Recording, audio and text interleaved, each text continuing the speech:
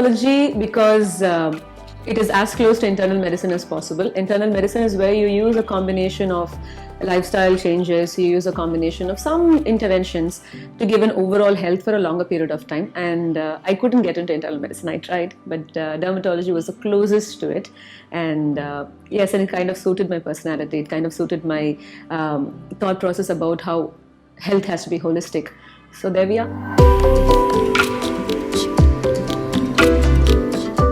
Render Clinic actually is a collaborative team effort. We started out as Chennai Skin Clinic in 2010 at over a 50 square foot clinic. We started that. Over a period of time, it became Dr. Renita Rajan Skin and Hair Clinic because I was worried that they did not know who I was.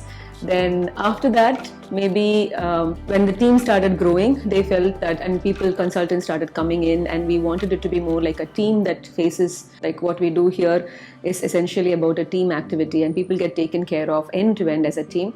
That's when we moved to Render. Render is like we render you, that kind of an approach.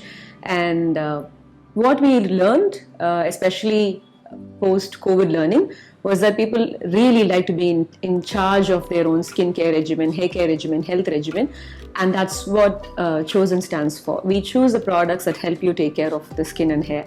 So for us, it was like an ecosystem falling in place. So it kind of fell in place that we could do certain interventions at the clinic and prolong the effect or transfer the home care using products from Chosen. So it kind of came in together for us. I would have loved to be a teacher. I still think that most of my Instagram activities, because I want to teach, I want to explain what's the science behind stuff.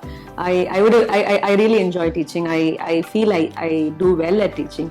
I like taking out the stuff, the science behind things, and putting it forward for people to see. It's something I really enjoy. And then the whole thing is demystified, and you feel like, oh, this is why she says this. That's a good feeling. My daughter. Anything and everything that I have done is nowhere near significant as that moment when she came into my life, which is it was a blessing, and I don't think anything in my entire life has made me feel as powerful as that. She brought that strength, which I think is incomparable to anything else. Discipline.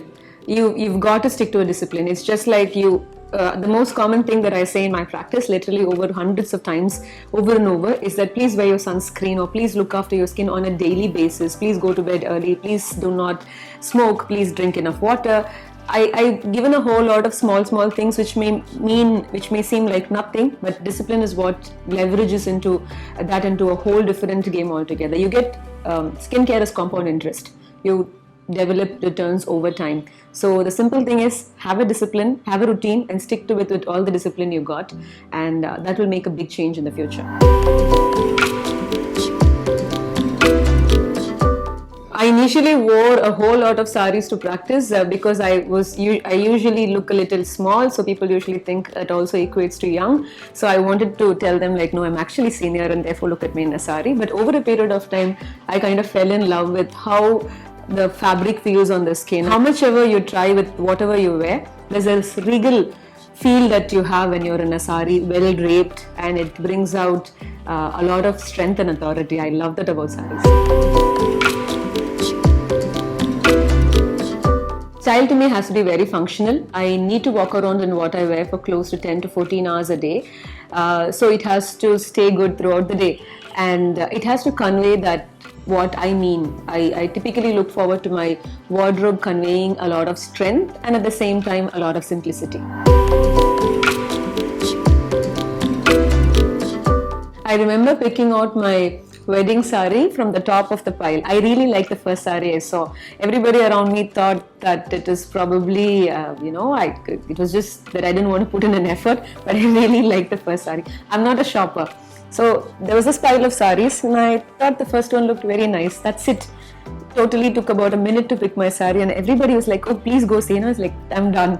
I decide pretty fast that way, and that moment really stands out. I can't know why that saree I don't know why that saree spoke to me the way it did, but I'm very happy. I was very happy with my choice.